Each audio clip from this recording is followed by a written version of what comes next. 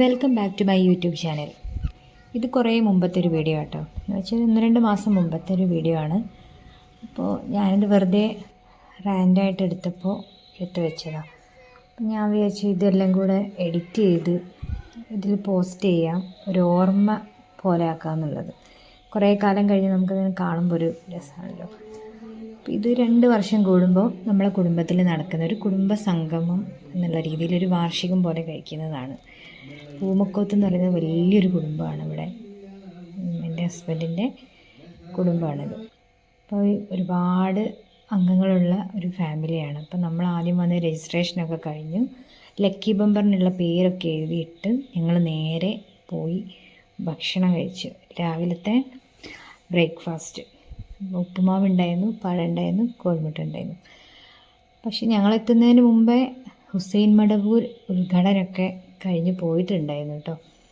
പിന്നെ കുടുംബത്തിലെ പ്രായം ചെന്ന ആളുകളെല്ലാവരെയും ഇതുപോലെ അനുമോദിക്കുകയാണ്. ഇതാണ് ഹസ്ബൻഡിൻ്റെ ഉപ്പ, ഞങ്ങളുപ്പ.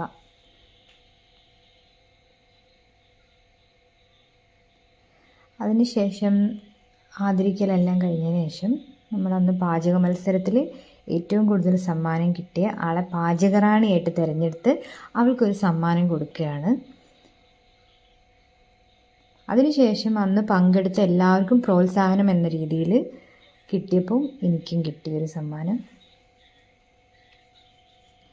ഇതാണ് ഇപ്പോഴത്തെ നമ്മളെ ട്രസ്റ്റിലെ ഭാരവാഹികളെല്ലാവരും.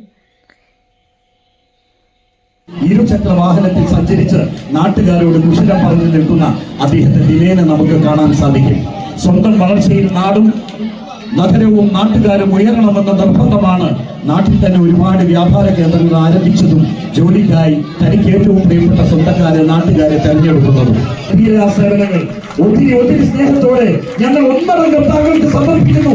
ഈ കുടുംബ സംഗമം പൂമക്കോത്ത് കുടുംബത്തിൻ്റെ നെടുന്തൂണായ ജാഫർ ഖാനെയും പ്രത്യേകം ആദരിച്ചിട്ടുണ്ടായിരുന്നു.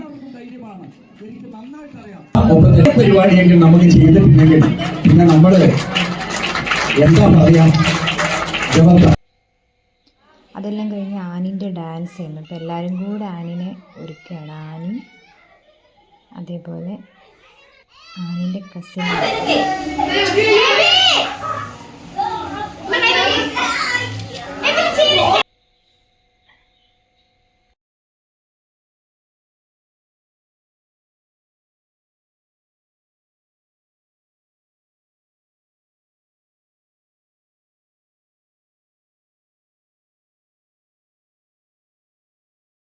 പിന്നെ ഒരുപാട് കലാപരിപാടികൾ നടക്കുന്നുണ്ടായിരുന്നു കേട്ടോ. ഞങ്ങളതെല്ലാം കണ്ടതിന് ശേഷം പോയി വേഗം ഭക്ഷണം കഴിച്ചു. പിന്നെ തിരക്കാവുന്നതുകൊണ്ട് ഞങ്ങൾ നേരത്തെ ഭക്ഷണം കഴിച്ച് നിസ്കാരം കഴിഞ്ഞതിന് ശേഷം വീണ്ടും ഞങ്ങൾ സദസ്സിൽ വന്നിരുന്നു. പിന്നെ ഭക്ഷണത്തിന് ശേഷമാണ് അവർ പഴംതീറ്റ മത്സരം വെച്ചത്. അതുകൊണ്ട് തന്നെ ആർക്കും ഒരുപാട് കഴിക്കാൻ പറ്റില്ലല്ലോ. കൈ ഇതേപോലെ ബാക്കിൽ കെട്ടിയിട്ട് വായ കൊണ്ട് മാത്രം കടിച്ച് പറിച്ചൊക്കെ കഴിക്കണം. നല്ല രസമായിരുന്നത്.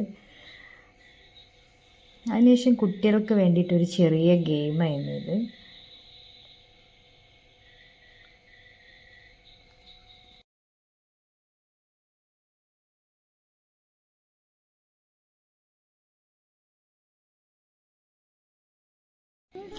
വൈകുന്നേരത്തെ നിസ്കാരം കഴിഞ്ഞപ്പോൾ എല്ലാവരും ചായ കുടിക്കാൻ വേണ്ടിയിട്ട് ഓടി.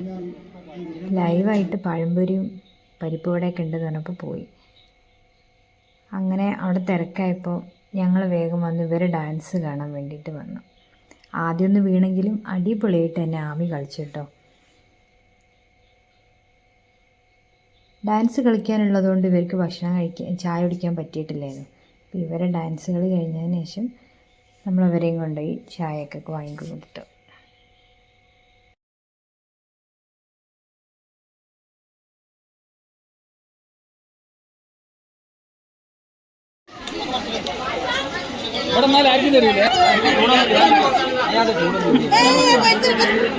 സാധനം തീരുന്ന കണ്ടപ്പോൾ ഷെഫിൻ്റെ ഏട്ടനും കൂടെ അവരെ സഹായിക്കാൻ വേണ്ടി കയറി.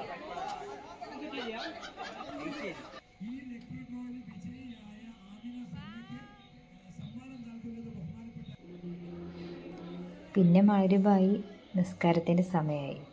നിസ്കാരം കഴിഞ്ഞ് പോകുന്ന വഴിക്കാണ് രാത്രിയിലേക്കുള്ള പൊറാട്ടയൊക്കെ ഉണ്ടാക്കുന്നത് കണ്ടത്.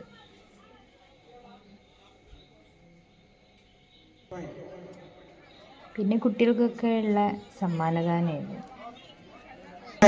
അടുത്തത് ഹെൻസ.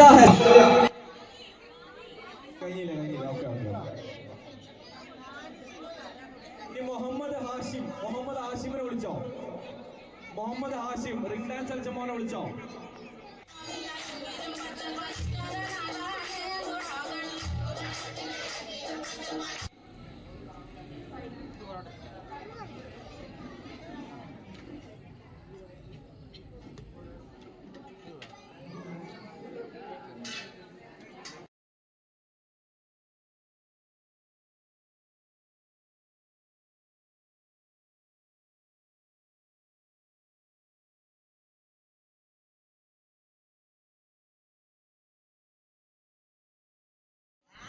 പരിപാടിൻ്റെ അവസാനം നമ്മളെ ചിന്തിക്കുകയും ചിരിപ്പിക്കുകയും ചെയ്തൊരു നാടകം കൂടി ഉണ്ടായിരുന്നു. പിന്നെ ബമ്പർ വിജയം കൂടി തിരഞ്ഞെടുത്തപ്പോൾ പരിപാടി അവസാനിച്ചു. ഇനി 2 വർഷം കഴിഞ്ഞിട്ട് വീണ്ടും നമുക്കിതുപോലെ കാണാമെന്ന് പറഞ്ഞ് ഞങ്ങൾ എല്ലാവരും പിരിയാനുണ്ടായത്. അപ്പോൾ ഇന്നത്തെ വീഡിയോ ഇത്രയുള്ളൂ. വളരെ സിമ്പിളായിരുന്നു.